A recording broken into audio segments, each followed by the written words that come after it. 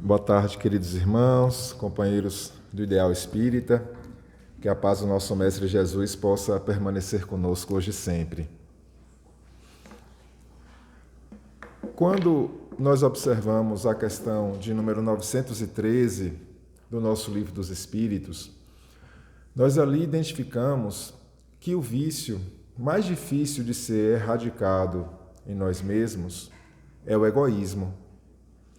Em razão do estágio evolutivo em que nos encontramos, muitas vezes somos movidos em nossa vida na busca da satisfação dos nossos interesses pessoais, de forma que pensamos primeiro em nós mesmos, segundo em nós mesmos, terceiro também em nós mesmos.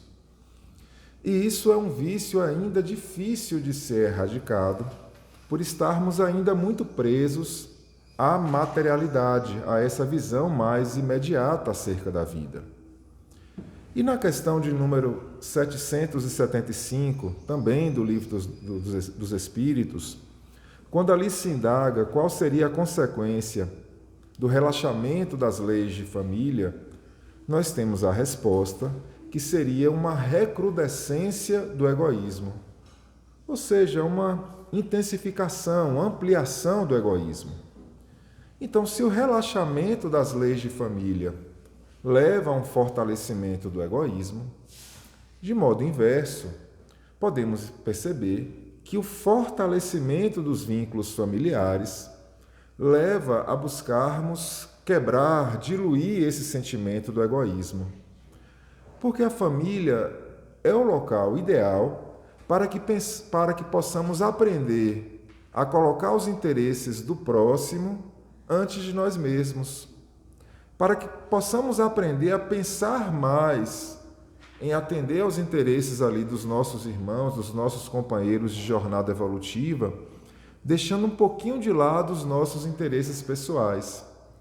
Se não conseguimos fazer esse exercício dentro do contexto familiar, dificilmente iremos fazer esses exercícios em outros ambientes nos quais nós nos encontramos inseridos. A família, portanto, é um local especial para todos nós, porque é um local para o burilamento da nossa alma, onde nós vamos buscar ali aprender a fazer brilhar a nossa luz, onde nós vamos buscar ali também aprender a diluir muitas vezes conflitos, dificuldades que ainda marcavam a nossa existência. No nosso Evangelho segundo o Espiritismo, no capítulo que trata de honrar pai e mãe, nós temos uma reflexão acerca de uma passagem do Evangelho do Cristo, quando ali se afirma que o Cristo ele se encontrava reunido com a série de seguidores na casa de Simão Pedro, quando lhe afirmam que do lado de fora ele estava sendo chamado por sua mãe e por seus irmãos.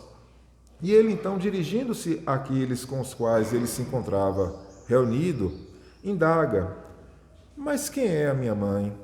Quem são os meus irmãos, senão aqueles que fazem a vontade de meu Pai?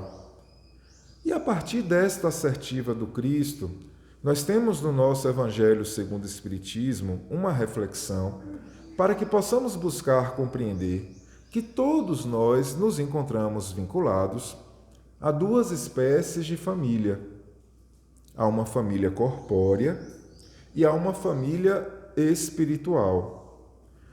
A família espiritual, ela é formada pelos laços de afinidade, pelos laços de amorosidade.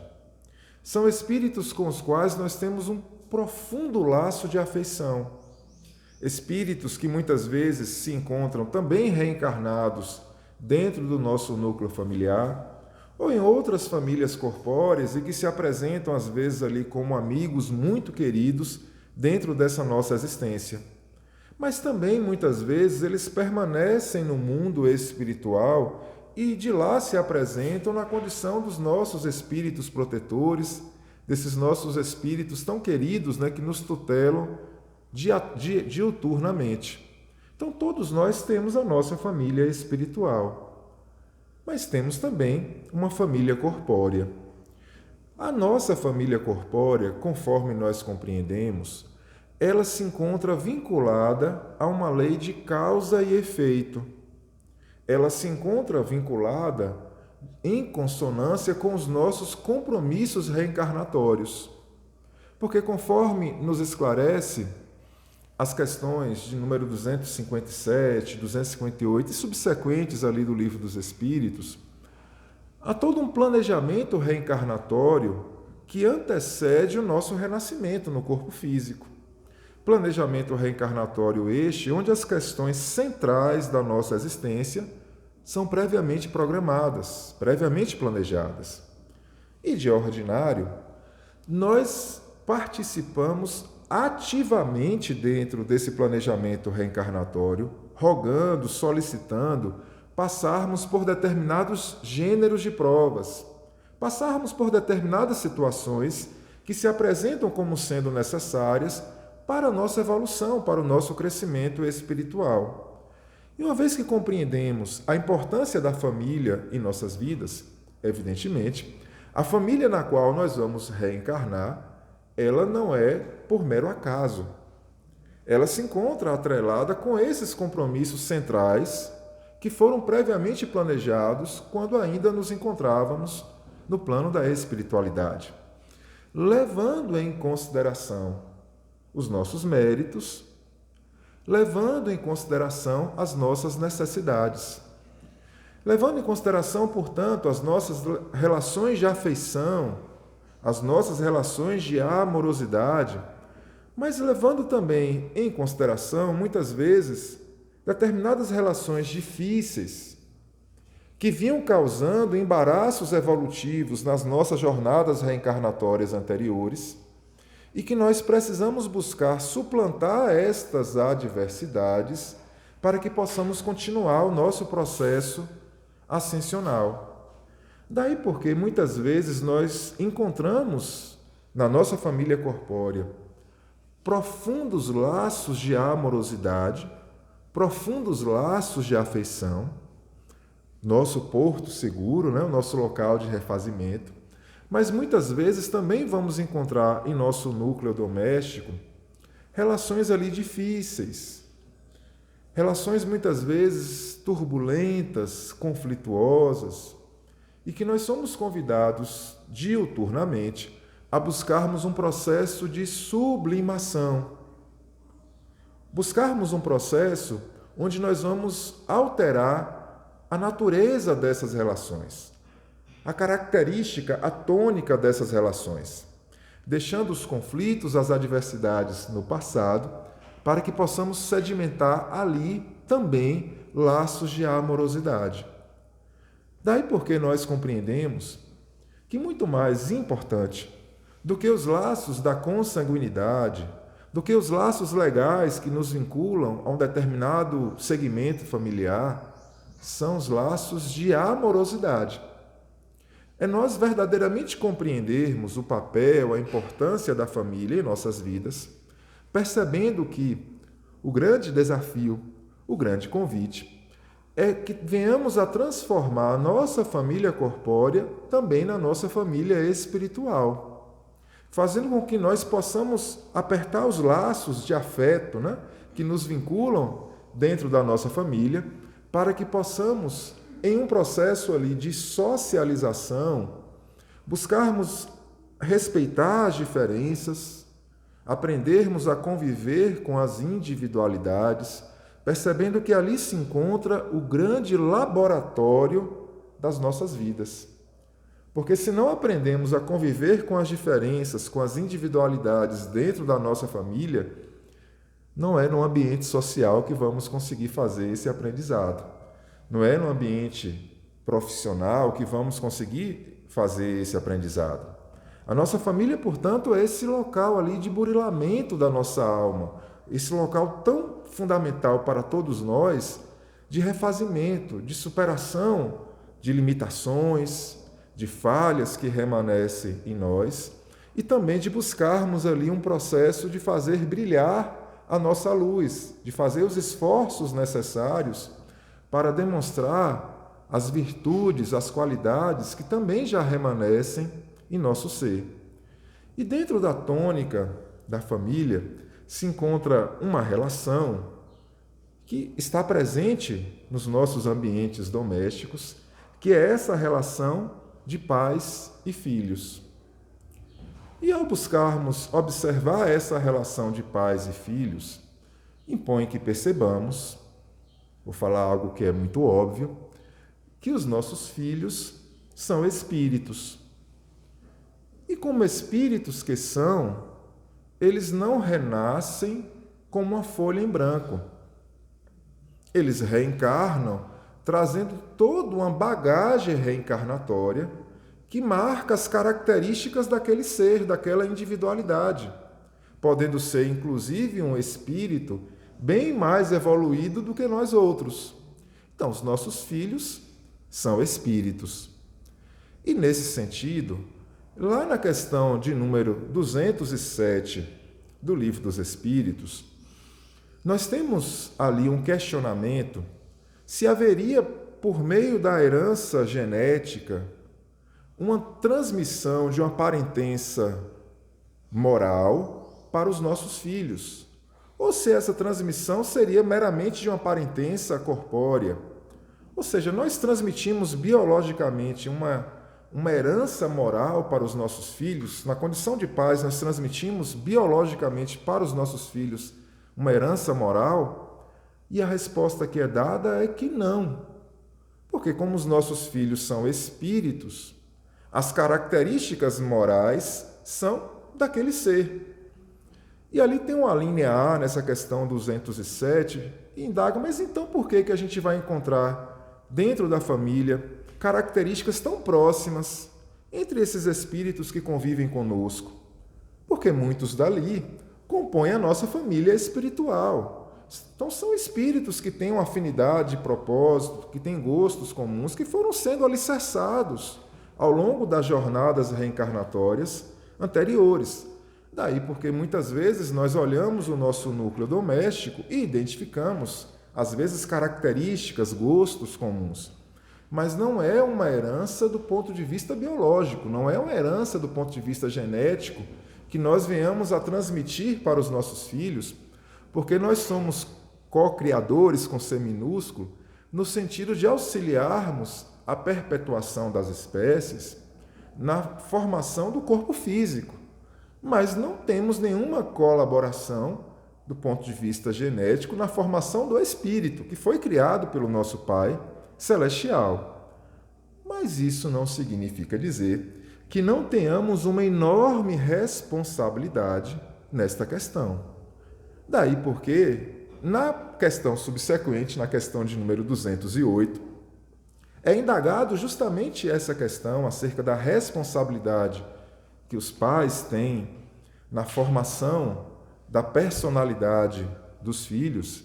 E ali se tem a resposta no sentido de que, apesar de não transmitirmos essas características do ponto de vista biológico, nós temos uma enorme responsabilidade no campo educacional. Porque nós vamos, inclusive, prestar contas, depois da nossa desencarnação, como é que orientamos essas almas. Se nós auxiliamos no desenvolvimento dos seus bons propósitos, no desenvolvimento das virtudes, ou se nós fomos ali dentro do processo educacional criando embaraços, criando dificuldades extras. Então nós temos uma enorme responsabilidade dentro das nossas famílias em bem orientarmos essas almas, esses espíritos que recebemos no nosso núcleo doméstico. Isso é algo tão relevante que na questão de número 582, também do nosso Livro dos Espíritos, lá se esclarece que é uma verdadeira missão que os pais, que as mães detêm no processo educativo. Uma verdadeira missão, portanto, que precisa ser desenvolvida no campo da amorosidade, no campo da afetividade, onde nós vamos buscar bem orientar estas almas, esses espíritos que recebemos na nossa família, buscando auxiliá-los no desenvolvimento dos bons propósitos, buscando esclarecê-los quando eles demonstram as suas tendências, as suas falhas, ainda no campo dessas nossas imperfeições que nos encontramos muitas vezes ainda vinculados. Quando nós analisamos essa relação que permeia, o vínculo entre pais e filhos, conforme esclarece Alírio de Cerqueira Filho, no livro Saúde das Relações Pais e Filhos, esta relação, ela pode ser pautada por vínculos do passado de profunda afetividade. Então, nós podemos receber na condição de filhos almas afins, ou nós podemos receber na condição de filhos antigos desafetos, antigos rivais. E Alírio de Cerqueira Filho, ele nos conclama a buscarmos fazer uma autoanálise para buscarmos identificar qual é a natureza das relações que nos vinculam aos nossos filhos, porque principalmente aqueles pais que têm 2 ou mais filhos, como a natureza das relações não é exatamente a mesma, se nós não buscamos identificar qual é a tônica dessa relação, a tendência mais natural vai ser nós buscarmos nos aproximar daquelas almas que já são almas afins e irmos deixando um pouco de lado aqueles com os quais nós temos os nossos conflitos, as nossas dificuldades do passado. E como o grande desafio da família é transformar a família corpórea na família espiritual, uma vez que nós percebamos onde é que se encontram as nossas maiores dificuldades, nós também vamos identificar onde é que se encontram as nossas maiores responsabilidades. Porque muitas vezes naquela relação difícil que se encontram os nossos maiores compromissos.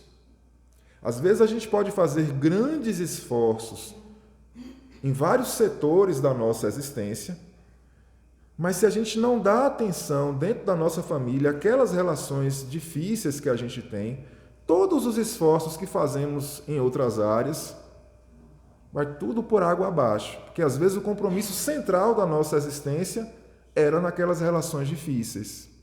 Então, Alírio de Cerqueira Filho, ele nos conclama a buscarmos fazer essa autoanálise e nos chama a atenção de que isso não quer dizer que necessariamente nós devamos externar essa questão com os nossos filhos, dialogar, conversar com eles, principalmente no período em que eles se encontram ali na infância, na adolescência, na juventude, porque às vezes eles não vão ter ali a maturidade necessária para um diálogo desta ordem. Mas nós, enquanto pais, deveríamos buscar fazer esta análise para percebermos que a forma como nós vamos nos portar nestas relações muitas vezes será distinta. Quando nós recebemos na condição de filhos almas afins, para nós pais, é uma relação muito serena, de muito júbilo, de muita alegria, porque como são almas com as quais nós temos profundas afinidades, os conflitos vão ser mínimos, vão ser muitas vezes ali irrelevantes. Mas isso não significa dizer que não tenhamos enorme responsabilidade nessas situações. Porque dizermos que um determinado filho é uma alma afim, não significa dizer que é um espírito de luz. Não significa dizer que já é um espírito bom, comprometido com o bem. Muitas vezes pode ser um companheiro de jornadas reencarnatórias anteriores, onde nós, conjuntamente, nos dedicávamos aos equívocos em geral. E que nós agora estamos tendo a responsabilidade de recebermos essa alma na condição de filhos para lhe dar um outro direcionamento. Então nós precisamos nessas relações ter um profundo cuidado para que não nos percamos no campo da vaidade, para não nos percamos no campo do orgulho. Porque vejamos que lá na questão de número 775, quando se fala da consequência do relaxamento das leis de família, fala em ampliação do egoísmo. Fala, portanto, de forma inversa, que se fortalecermos os laços de família, o egoísmo tende a ser suplantado. Mas em relação ao orgulho, muitas vezes é um problema nas nossas relações familiares. Porque às vezes, por conta do nosso orgulho, nós podemos achar que temos os melhores filhos do mundo, acharmos que temos a melhor família do mundo, quando deveríamos ter um olhar mais atento para estas almas, para que possamos identificar onde é que se encontram ali as suas dificuldades evolutivas, para que possamos bem direcioná-los, para que possamos dar ali o direcionamento adequado para que eles possam ter as condições necessárias para florescerem as suas virtudes. Percebendo que como os espíritos que reencarnam no nosso núcleo familiar são almas cada vez mais desenvolvidas, notadamente no campo da intelectualidade, notadamente no campo da ciência, o processo educativo não se dá pela fala, se dá pelo exemplo. E aí se encontra um dos nossos maiores problemas, né? Porque como são espíritos muito evoluídos, principalmente no campo da intelectualidade, eles nos observam atentamente e identificam onde é que estão as nossas fraquezas. E se nós falamos uma coisa e fazemos outra, eles nos pegam constantemente em contradição. Daí porque, para bem educá-los, nós temos que buscar também nos educar. Fazer aqueles esforços diários, né? Conforme nos conclama o capítulo 17 do Evangelho segundo o Espiritismo, quando trata do verdadeiro espírita, né? Fazer os esforços diários para buscar a nossa transformação moral, a nossa renovação de hábitos. Porque se os nossos filhos também percebem que nós estamos nos esforçando, nós não precisamos ser o modelo de perfeição, mas nós estamos nos esforçando para a nossa mudança, aí nós estamos ali bem orientando, bem direcionando essas almas. Mas se eles identificam que nós somos pessoas que estamos acostumados a dar espaço aos nossos vícios, às nossas fraquezas, e temos uma fala que não está vinculada ao nosso exemplo, eles não vão seguir aquilo que nós falamos. Eles vão seguir justamente aquilo que nós fazemos. E ali, ao invés de nós estarmos auxiliando esses espíritos, muitas vezes nós estaremos ali criando dificuldades e embaraços no seu processo evolutivo. E nós podemos receber também na condição de filhos antigos desafetos.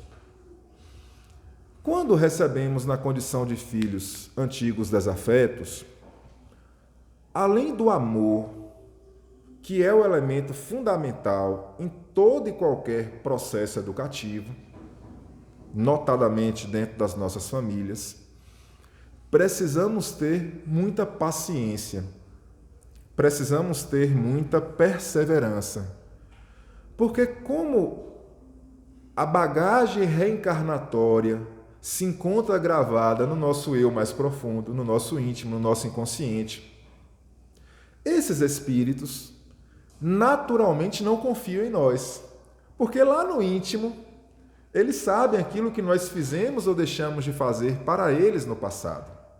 Então, ali na condição de pais, além do amor, precisamos ter muita paciência, perseverança, porque é um processo de conquista da confiança daquelas almas. E para conquistarmos a confiança dessas almas, não será do dia para a noite. São muitos esforços para sedimentarmos um laço de amorosidade, de afeição para com esses espíritos. Observarmos a relação pais e filhos também nos impõe analisarmos as nossas relações com os nossos pais. Observando, que desde os 10 mandamentos apresentados por Moisés, nós já temos aquela diretriz tão fundamental em nossas vidas que nos conclama a buscarmos honrar pai e mãe. Diretriz esta, confirmada pelo nosso mestre de amor, Jesus Cristo, e também ratificada, esclarecida pela nossa doutrina espírita, que nos conclama a perceber que honrar pai e mãe não é simplesmente amar, é cuidar, é tutelar, é reverenciar estas almas, percebendo a importância que elas tiveram dentro dessa nossa jornada reencarnatória, buscando perceber que não cabe a nós nos colocarmos na condição de julgadores, para avaliarmos se o nosso pai, se a nossa mãe foi um modelo de amorosidade em nossas vidas. Cabe a nós honrá-los, amar, cuidar, proteger, tutelar, zelar por estas almas. Percebendo que muitas vezes, se não tivermos o exemplo de amorosidade, o exemplo de abnegação que nós gostaríamos no nosso pai ou na nossa mãe, muitas vezes é porque nas nossas experiências reencarnatórias anteriores, nós não cuidamos, nós não reverenciamos a nossa família como deveria. E pela lei de causa e efeito, nós tivemos a necessidade de passarmos por essas situações de aparente abandono para que possamos valorizar a família. Mas não cabe a nós julgar o nosso pai e a nossa mãe. Se eventualmente eles se equivocaram, é uma questão deles para com a sua própria consciência, para com a lei divina, portanto. A nós cabe amá-los. É evidente que quando a gente observa esta relação, principalmente quando estamos ali no estágio ainda mais inicial nessa jornada reencarnatória, no período às vezes da infância, da adolescência, da juventude, quando nós temos no nosso pai ou na nossa mãe um espírito com o qual nós temos uma relação turbulenta, às vezes nesses momentos iniciais do nosso processo reencarnatório, às vezes a gente não tem a maturidade necessária para buscarmos um processo ali de sublimação desses vícios, de aproximação para com estas almas. E ali muitas vezes a turbulência ela se apresenta. Mas uma vez que nós nos tornamos homens e mulheres adultos, volta-se para nós o compromisso de buscar mudar a tônica dessas relações. Percebendo que estas relações são relações muito complexas, porque são espíritos com os quais nós já convivemos em muitas e muitas experiências reencarnatórias. E que se é uma relação onde há conflitos, é porque nas experiências reencarnatórias todos nós nos equivocamos. E para que possamos suplantar esses equívocos, precisamos nós outros, não é dar o primeiro passo, é darmos quantos passos se façam necessários para nos aproximar destas almas. Percebendo que não interessa para nós subirmos no pedestal e dizer, não, eu estou certo, quem está errado é meu pai, quem está errado é minha mãe, é ele, portanto, que tem que se aproximar de mim.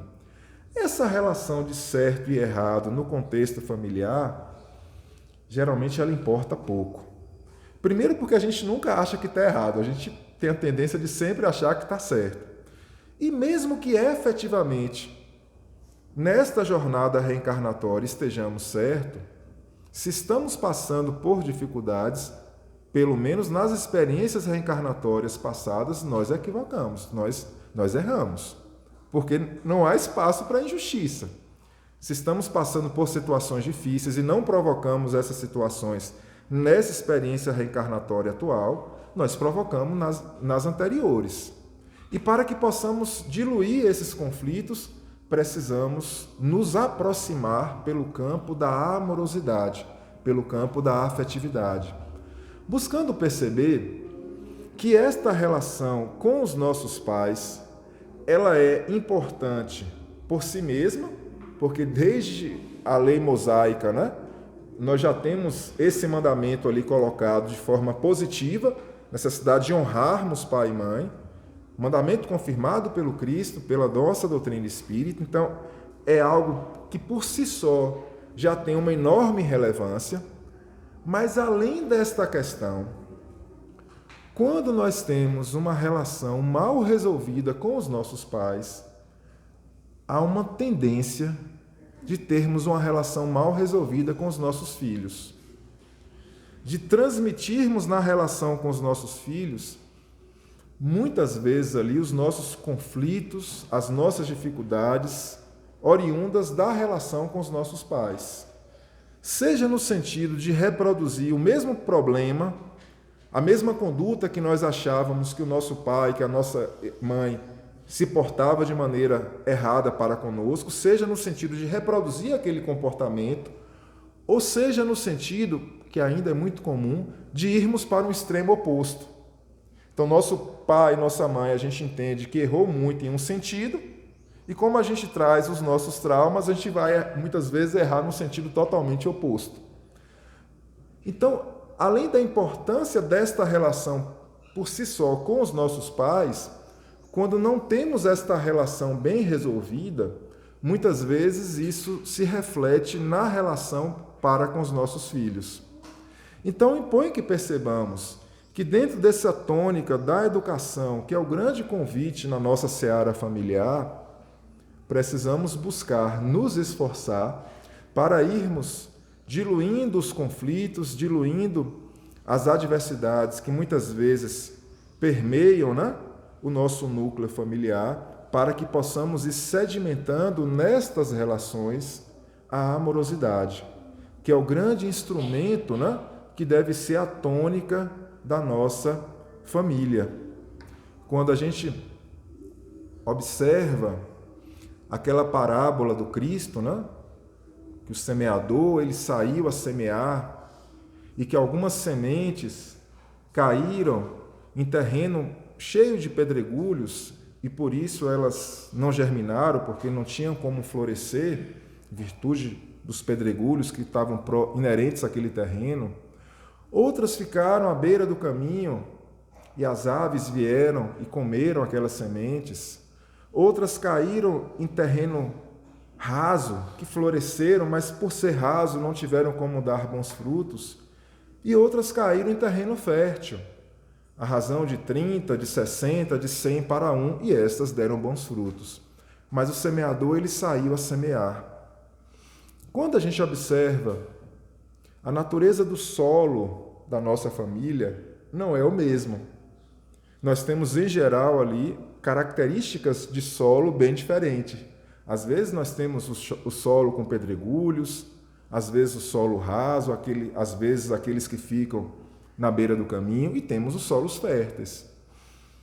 Mas o convite que é feito para cada um de nós é que saiamos a semear, e semear o amor. E quando a gente observa como a agricultura humana, né, vem conseguindo corrigir solos e fazer verdadeiros prodígios em áreas que até pouco tempo atrás a gente considerava que eram verdadeiramente improdutivas, que dirá com o amor, que é esse fermento, né, para florescer bons frutos em nossa vida. Então, a cada um de nós se impõe que percebamos que o convite é para que possamos sair a semear o amor dentro das nossas famílias, independente da natureza do solo, independente de ser uma relação com conflitos, de ser uma relação já sedimentada pelos vínculos de afetividade, mas o convite que se dirige a cada um de nós é que possamos sair a semear o amor, percebendo que este é o grande elemento que deve nortear as nossas relações familiares. E nesse sentido, voltando a analisar a questão que nos vincula para com os nossos filhos, o nosso querido, né, Alberto Almeida, ele vai nos chamar a atenção da importância da infância na vida, né, dos nossos filhos, buscando nos esclarecer que é nesse momento que o espírito ele se encontra mais aberto, mais propenso a novos ensinamentos, a novos aprendizados. E é nesse momento, portanto, que nós, na condição de pais, podemos mais interferir positivamente no processo educacional. Sendo que neste período da infância, né, que vai mais ou menos até os 7 anos, é que nós deveríamos buscar estabelecer esse vínculo de afetividade por meio desse elemento fundamental do amor, de forma que será uma base, uma ligação inquebrantável, que uma vez sedimentada nesse período da infância, ela torna-se ali verdadeiramente indestrutível. Nós, pais, teríamos então uma responsabilidade adicional dentro desse processo, dentro desse período da infância, para buscarmos sedimentar esse vínculo de amorosidade, de afetividade para com os nossos filhos. Percebendo que nesse período especial da infância, o nosso papel na condição de pais, ele é muitas vezes no campo diretivo, no campo da direção. Porque como aquelas almas estão em um processo de recomeço, elas não têm ainda nesse período a maturidade necessária para expressar suas escolhas, para tomar as suas próprias direções. Cabe a nós, pais, buscarmos direcionar, conduzir estes espíritos nesse processo de recomeço, através do elemento fundamental, que é esse elemento do amor. De forma que, saindo ali do período, da infância, na fase subsequente da adolescência, nós vamos, aos poucos, dando mais liberdade a esses espíritos, aos nossos filhos, buscando observar que é no período ali da adolescência em que as almas ali começam a expressar a sua individualidade, começam a tomar as suas próprias decisões. E aí, além desse elemento de direção, nesse momento da adolescência, passa a surgir um outro elemento que é o elemento da orientação. Então você vai perdendo espaço no campo diretivo e vai aumentando o espaço no campo da orientação. No campo, portanto, do diálogo, da conversa, no sentido de buscar também bem direcionar estas almas, bem direcionar esses espíritos. Percebendo que ainda no período da adolescência, para nós, pais, nós precisamos buscar identificar aquilo que se afigura para cada um de nós como sendo o essencial no processo educativo. Aquilo que nós compreendemos como sendo o essencial, a base, em relação a essas questões, nós devemos ser intransigentes. Nós devemos estabelecer ali uma determinação. Agora, nas questões que são acessórias, nas questões que são supérfluas, nós vamos dando espaço para que aqueles espíritos façam as suas escolhas. Então, naquilo que é a base, é uma direção, mas naquilo que se apresenta como sendo um caráter acessório, nós vamos dando liberdade a estas almas, a esses espíritos. De forma que, com o seu amadurecimento, cada vez mais vai perdendo espaço o campo da direção e vai ganhando espaço o campo da orientação, até que se torne, os jovens, os adultos, onde o campo orientativo se tornará a tônica destas relações. Ao observarmos, portanto, estas relações que nos vinculam para com os nossos filhos, nós devemos buscar perceber que a tônica dessas relações deve ser o amor. O amor, ele jamais será excessivo. Ocorre que muitas vezes, em razão das nossas dificuldades, dos nossos conflitos íntimos, ao invés de pautarmos essas relações pelo campo do afeto genuíno, buscando dar demonstrações de um amor incondicional, nós vamos sedimentando uma relação ali para com os nossos filhos, daquilo que Alírio de Cerqueira Filho chama de pseudo-amor e, em outras situações, de desamor. O pseudo-amor é quando a gente transmite ali uma mensagem como se fosse uma mensagem condicionada. É como se a gente somente amasse os nossos filhos se eles pensassem, se eles se comportassem da forma como nós gostaríamos. Quando, em verdade, nós temos todo o direito de educarmos, temos todo o direito de corrigirmos comportamentos, condutas, a gente sabe toda a relevância do não no processo educativo, toda a relevância dos limites no processo educativo, mas uma coisa é corrigir comportamentos, é corrigir tendências, mas deve-se deixar muito claro que nós o amamos, que nós o aceitamos como ele é. Porque se a mensagem ela vai truncada, como se nós somente amássemos se ele se comportasse de determinada forma, nós vamos muitas vezes ali dando ensejo para a formação de um jovem inseguro, de um jovem que tem dificuldade de se manifestar por conta dessas inseguranças trazidas nas relações com seus pais. Porque principalmente ali naquele período ali da infância, né? Aquilo que nós externamos, os nossos filhos não têm condições, capacidade de abstrair. Eles compreendem como sendo a verdade.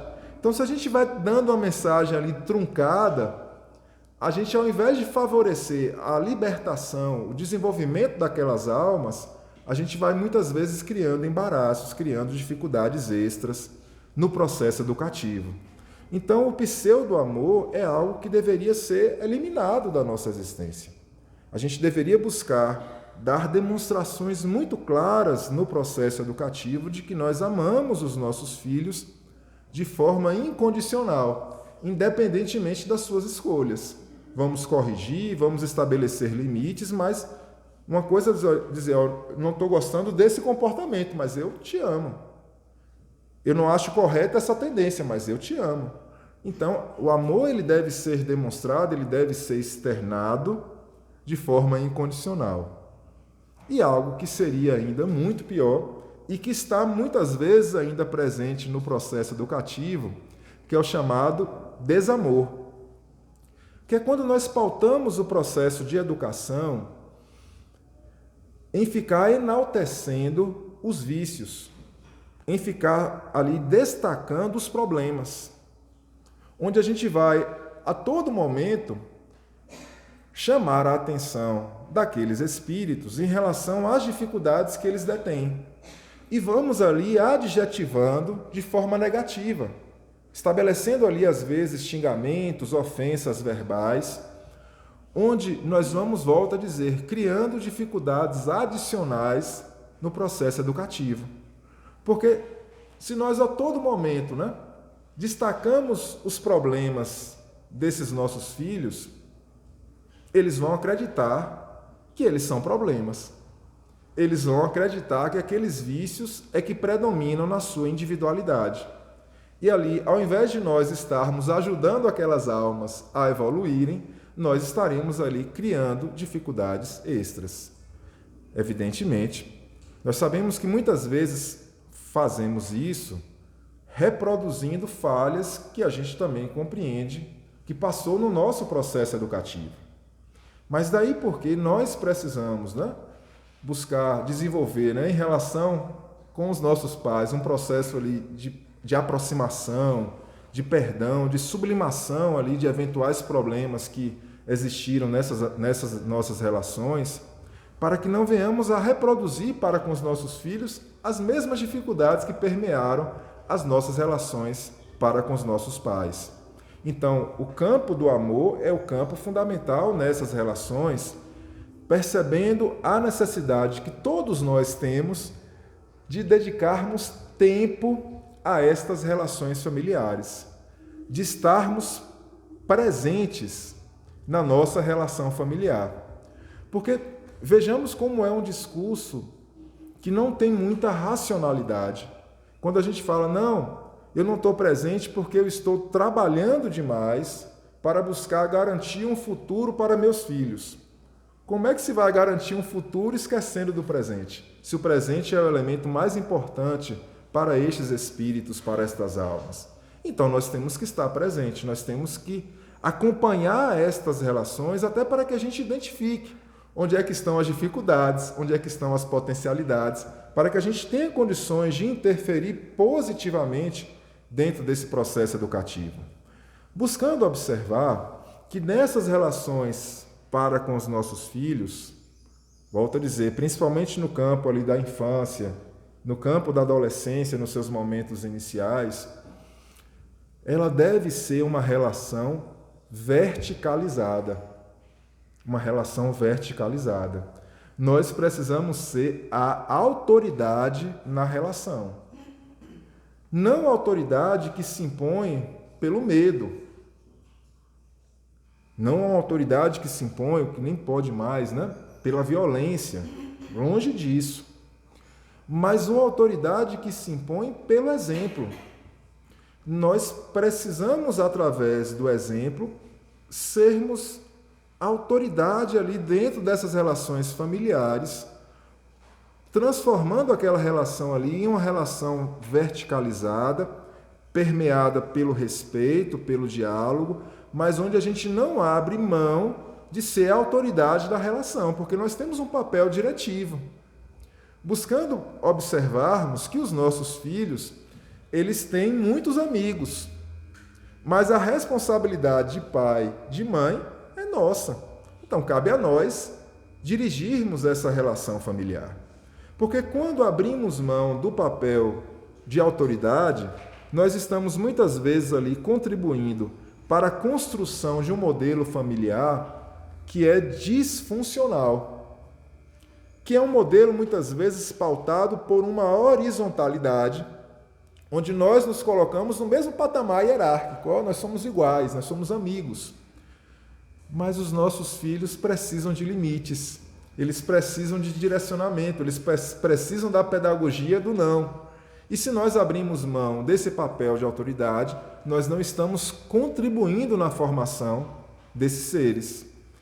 E o que é pior, ainda podemos nos deparar com uma verticalidade invertida, onde os nossos filhos são a autoridade da relação, são eles que impõem os seus gostos, são eles que impõem a sua vontade, e nós ficamos um pouco refém dentro dessas relações. Então, a gente sabe muitas vezes da dificuldade que permeia essas nossas relações familiares, dos desafios aos quais nós nos encontramos vinculados, mas uma vez que assumimos esse compromisso para com a espiritualidade amiga, ao reencarnarmos, de recebermos esses espíritos na condição de filhos, nós precisamos buscar honrar com esses compromissos, buscando zelar, buscando cuidar, buscando estar presente nas nossas relações familiares, buscando não delegar as nossas responsabilidades para terceiros, buscando, portanto, fazermos ali as nossas escolhas no sentido de darmos as nossas diretrizes.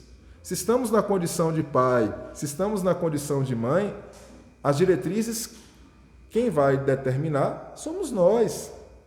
A base de religiosidade, os valores morais, somos nós que vamos dando essas diretrizes, porque cabe a nós conduzir estas almas, conduzir esses espíritos nesse processo de recomeço, porque conforme mencionamos, vamos prestar contas, né, de como devolvemos esses espíritos à espiritualidade maior ao desencarnarem.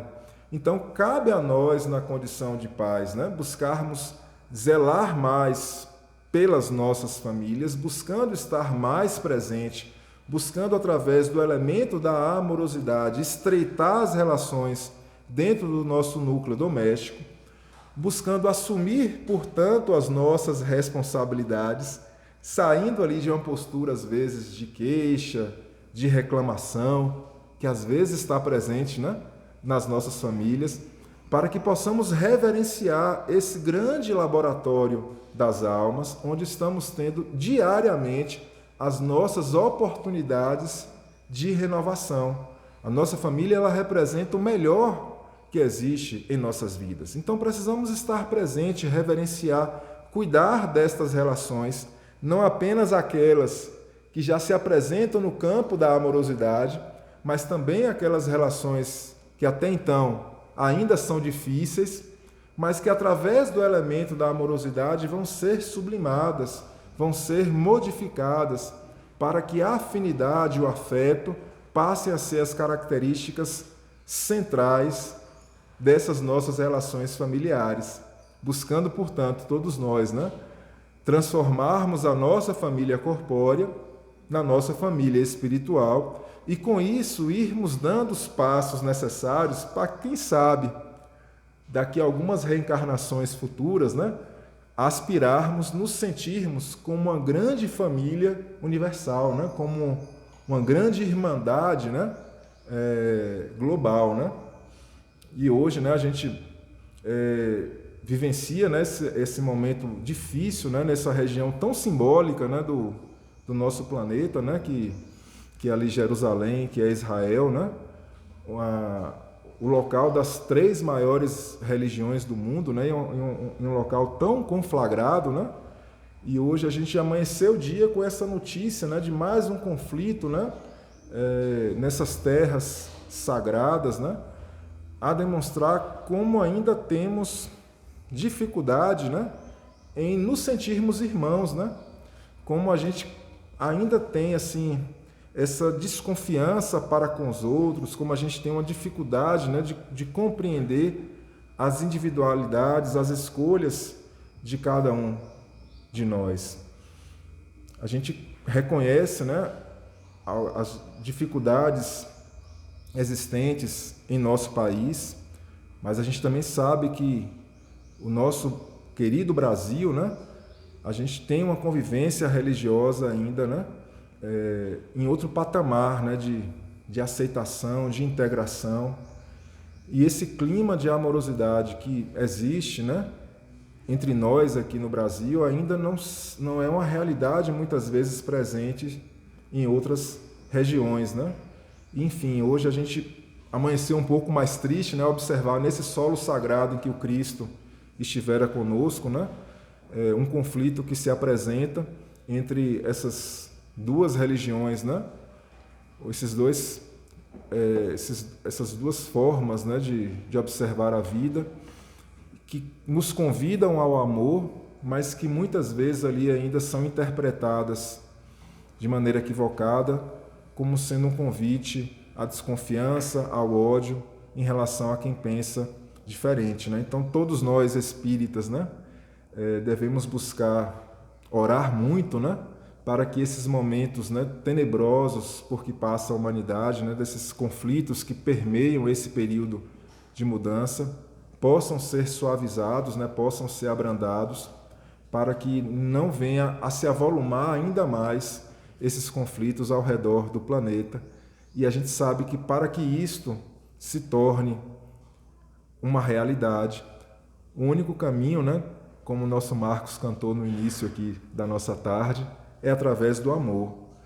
E o local ideal para que a gente possa vivenciar e aprender, né, dentro dessa experiência do amor, é a nossa família. Então, que possamos reverenciar cada vez mais a nossa família, percebendo que dos inúmeros compromissos que temos em diferentes áreas, né, da nossa individualidade, da nossa existência, não há nada de mais importante do que a nossa família. É lá que nós mais devemos nos esforçar para vivenciarmos o amor, para que possamos dar bons exemplos.